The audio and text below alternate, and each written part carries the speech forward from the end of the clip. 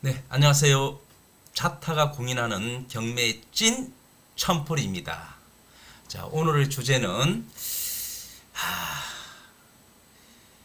평생 가도 아마 여러분 이런 거는 경험을 못 할 건데, 여러분 혹시 강제 집행을 하였습니다.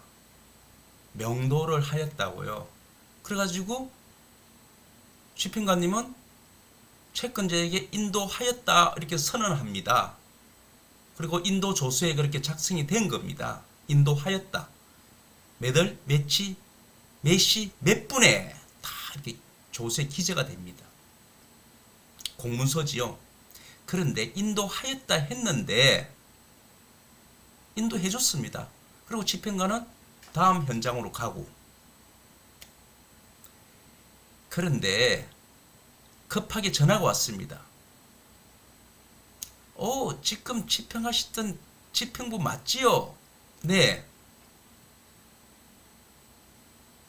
그런데요, 우리 오전에 집행했는데 오후에 보니까 집행에 당했던 채무자가 다시 들어와가지고 안에 있다는 겁니다. 그래서 빨리 와서 이 사람을 내보내달라, 이런 내용인데요. 너무 황당무계한 이야기죠. 자, 이야기하겠습니다. 여러분, 제 경매명도 특급 비밀 백문백담 93페이지에 있는 내용입니다. 제가 실전에서 현장에서 근무하면서 제가 다 보고 직접 경험한 내용을 제가 적은 겁니다.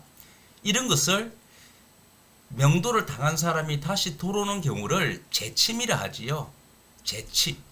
재침하였다. 그러면 이분들을 다시 몰아낼 수 있을까? 답은 아닙니다. 왜냐하면 인도 조서가 작성되었습니다. 몇 월, 며칠, 몇 시에 누구에게 인도되었다. 인도를 했는데 또 다른 인도를 했잖아요. 했는데 또 무슨 그 사람을 내보낸다는 겁니까? 나는 인도를 해서 끝입니다. 한 번 집행은 끝난 겁니다. 그럼 어떻게 해요? 그 채무자를 상대로 명도 소송을 다시 해야 됩니다. 뭐야? 이런 게 다 있어? 8개월, 10개월 또 고생할 겁니다. 그래서 제가 강제 집행을 하고 난 후에 채권자는 문단속을 잘해야 된다. 인도를 해줄 때는 그만큼 이야기를 하는 겁니다. 딱 그 순간 자기가 단속을 하지 않을 경우에는 문제가 재침이 될 가능성이 있다는 거지요. 자, 그것은 제가 조금 이따 이야기해 주시고 제가 조금 이따가 다시 자세히 설명하겠습니다. 근데 겁을 먹지 마세요. 이런 경우가 있어? 아니에요. 여러분 몰라서 그렇지.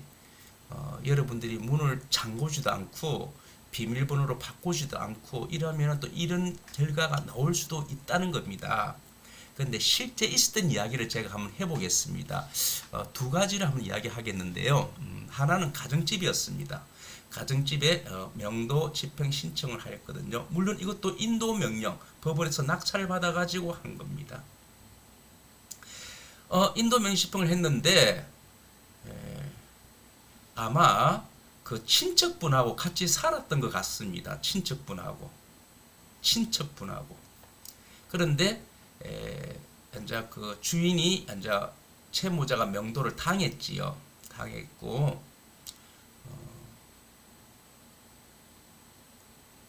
친척분은 명도를 당한지를 모르고 그날 일하러 간 것 같아요. 그런데 저녁에 오보니까 문이 잠겨 있고, 아니 자기가 했던 비밀번호 뚜뚜뚜 눌러도 안 맞는 거예요.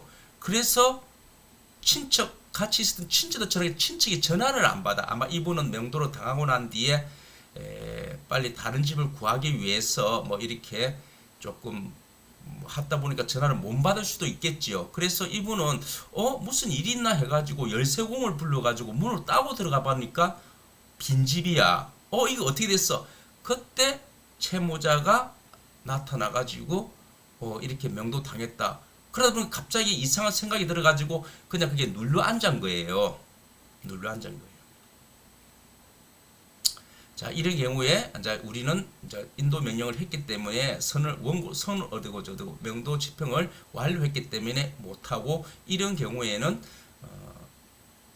명도 소송을 다시 하셔야 됩니다. 물론 생각하기도 싫은 이야기겠지요. 그러나 이거는 현실입니다.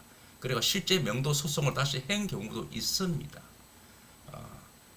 점유자이기 때문에, 점유를 하고 있기 때문에 이분이 문을 부수고 들어간 것은 형사적인 문제는 나중 문제고, 민사적인 문제로서는 방법이 없습니다. 새로운 집행 권한이 없이는 이분들을 우리가 할 수도 없어요. 자, 이런 경우가 한번 있었던 이야기만 하고, 두 번째 이야기는 상가인데요. 어느 KTX가 서는 역, 그런 역은 대단히 큰 역입니다.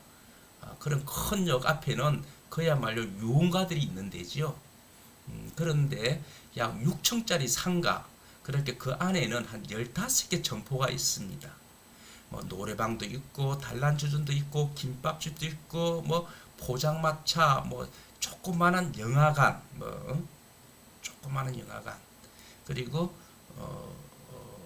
어떻게 보면은 무슨 뭐 마사지 업쇼, 그리고 무슨 차원 15개 정도가 있는데, 대부분 90%가 유흥, 주점입니다. 뭐 술 마시는 곳. 자, 명도를 하게 됐는데요. 명도했습니다. 자, 하는 도중에 물론 뭐 조금 그런 채무자들하고 조금 언성은 있었지요. 왜냐하니까 뭐 언젠가는 나가는데 꼭 이렇게 뭐 쳐들어와야 되나 뭐 이런 이야기였고, 뭐 채권자는 뭐 빨리 명도를 하기 위해서 이렇게 절차를 밟고 있었기 때문에, 그 당시는 아마 예고라는 제도가 없었을 때인 걸로 알고 있습니다. 예고라는 것을 바로 집행할 때고, 설사 예고를 했다 하더라도 아마 안 나갔을 때 그랬던 사안인 것 같습니다. 뭐 버티면은 뭐 합의가 되겠지, 뭐 이런 이야기인 것 같는데요. 좌우지간 뭐 집행을 하게 됐는데, 뭐 5층부터 영화관부터 집행을 하다가 이제 2층쯤 하는데, 갑자기 바깥을 봤더만은 2층에서 현장 지휘를 하고 있다가 외부를 봤더만은, 맨 처음에는 조금 주먹개나 쓰고 하는 뭐 조금 그 어깨들이 한 두세 명이 보여요. 그래서 이분들이 뭐 자기가 뭐 조금 이렇게 일했던 곳에서 이렇게 명도를 당하니까 조금 쓸쓸한 기분을 가지고 있겠구나, 이렇게 생각했는데, 하다 보니까 뭐 2명에서 5명이 나중에 10명, 15명까지 늘어나는 거예요. 보니까. 그래서 순간적으로 제가 아주 이런 생각을 했습니다. 아차, 이거 재침 당하겠구나. 재침하겠구나. 우리가 인도선을 하고 나서 가고 나면은 그냥 들어가겠구나. 들어가가지고 그냥 눌려 앉아가지고 또다시 장사를 하겠고, 뭐 장사 물건을 다시 물건을 구입해가지고 할 수도 있고, 또 눌려 앉아 있는 상태에서 채권자를 상대로 합의를 또 요구할 수 있겠죠. 채권자는 분명히 말했잖아요. 다시 명도 소송을 해가지고 집행 권한을, 새로운 집행 권한을 받아와야 된다는 거죠. 지금 했던 인도 명령 가지고는 이제는 끝입니다. 할 수가 없어요. 아차, 그래서 우리 채권자는 이 내막을 모르지요. 그냥 순수한 뭐 어떻게 이런 내용을 알겠습니까? 저는 보니까 아차, 이거 잘못하다가는 재침이 되겠구나, 이런 생각을 딱 보고 그 근처에 있는 철무점에 우리 채권자를 시켜서 가가지고 용접공을 데려오라 해가지고 마지막에 창문과 창문을 다 용접 찍찍 이렇게 다 했습니다. 다 했습니다. 근데 용접도 간단하더구만요. 다 했습니다. 그리고 들어오는 입구도 하니까 다 막았습니다. 용접을 했다는 겁니다. 용접을. 문을 열쇠를 부수고 들어올 수도 있겠지만, 차라리 용접을 했다면 용접을 풀고 들어와야 되거든요. 야, 이거는 정말 잘못된 거 아닙니까? 아니, 명도를 하고 난 집에 명도를 한 사실을 모르고 들어와가지고 눌러 앉았다는 것은 뭐 이해가 조금, 이해는 안 되지만 그래도 뭐 좀 소송으로서 갈 수 있는데, 아니 이거는 명도를 한 집에 그냥 뭐 용접을 풀고 들어왔다. 이거는 말이 안 되지요. 이거는 굉장히 위험한 짓이죠. 그래서 용접을 다 하고 제가 거기에다가 현수막을 하나를 빨리 그 자리에서 출력을 해가지고 만들었어요. 이 건물은 법원에서 명도 집행이 완료되었다. 누구든지 건물주 외에는 일체 출입해서는 아니 된다는 내용을 만들어 난 거지요. 물론 집행한 시간은 상당히 오래 저녁늦게까지 하니까 빨리 만들 시간이 있었던 거지요. 그래서 이렇게 건물에다가 딱 해놨는데, 아니 이런 건물을 현수막을 보고 들어간다는 자체가 잘못된 거지요. 건물주 외에는 일체 출입을 금합니다.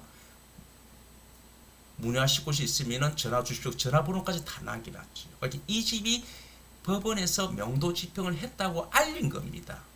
이런 상태에서는 재침을 못하죠. 끝내는 재침이 안 됐습니다. 딱 보니까 15명 정도 모이는 거 보니까 아침 재침이 되겠구나 이랬거든요. 제 교재 93페이지에 보시면은 제가 사진이 하나 붙여져 있는데요. 아마 A4 용지에다가 이 집은 명도가 완료됐습니다. 뭐 이런 내용인데, 그 집은 2층 주택으로서 한 15가구 사는 집이고, 제가 아마 한 3월 달에 간 걸로 기억합니다. 올 3월 달에. 예, 우리 저와 같이 아시는 우리 회원님이 그 북부법원에서 2층 주택 한 13가구가 사는 집을 14가구 사는 집을 낙찰받은 걸로 알고 있습니다. 그래서 뭐 14가구를 다 만나면서 스스로 이사 가게끔, 그래서 스스로 이사 다 갔습니다. 그분들이. 우리가 법원에서 강제로 집행한 적은 없습니다. 없고 제가 스스로 이야기를 해가지고 다 우리 원고처, 우리 낙찰자하고 똑같이 이야기를 잘해서 내보냈습니다. 나중에 이야기를 하겠지만 그분들은 명도 확인서가 있어야 배당을 받습니다. 근데 나가지 않으면 명도 확인서를 우리는 그분들한테 줄 수가 없는 거지요. 줄 수가 없다는 겁니다. 그래서 그런 설명을 자세히 해준 겁니다. 선생님이 안 나갈 경우에는 이런 일이 발생되고 명도 확인서도 안 주고 또 배당금도 우리가 압류도 할 수 있다는 그런 취지도 다 설명했고 충분하게 이야기를 해줬고 빨리 이사를 가게끔 그런 논리적으로 이야기를 다 했습니다.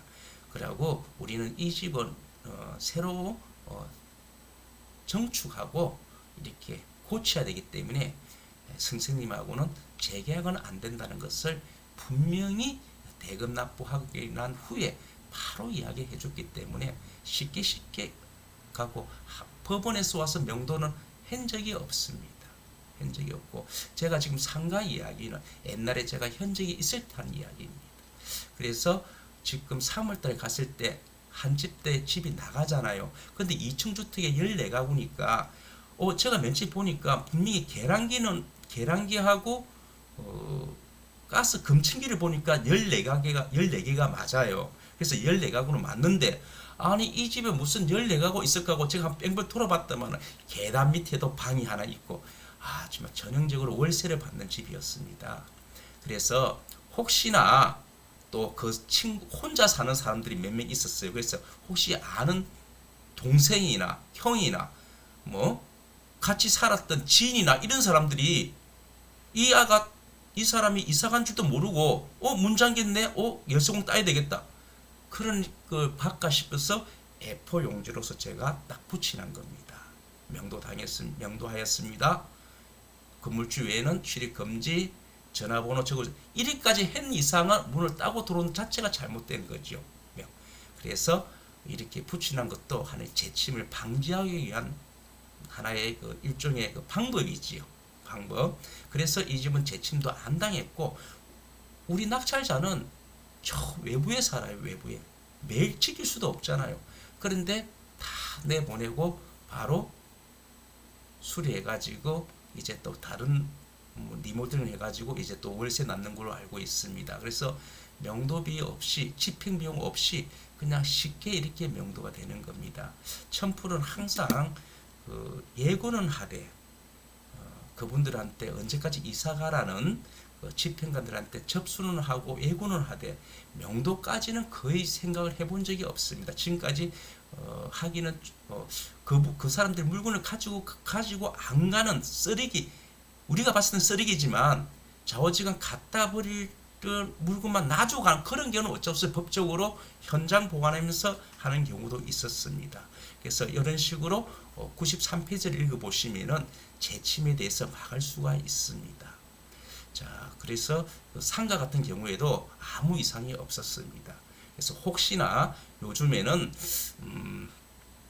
세금 문제 때문에 상가를 많이 사는 사람이 있습니다. 그래서 상가 같은 경우에도 채무자들이 현재 살고 있는 사람들이 자기가 뭐 인테리어 비용이라든지 이런 것 때문에 도나도 장사도 안 됐기 때문에 나름대로 자기의 그 어필을 할 수가 있습니다. 그런데 이런 재침 문제가 생각을 해볼 필요는 있습니다. 상가 같은 경우에는. 그래서 이런 경우에는 제 책 93페이지를 보시면은 어떻게 방지하고 어떻게 해라는 요령이 되어 있으니까 한번 참조해 보시면은 많은 도움이 되겠습니다. 만약에 조금 도움이 됐다 하면은 구독, 좋아요 부탁드리겠습니다. 네.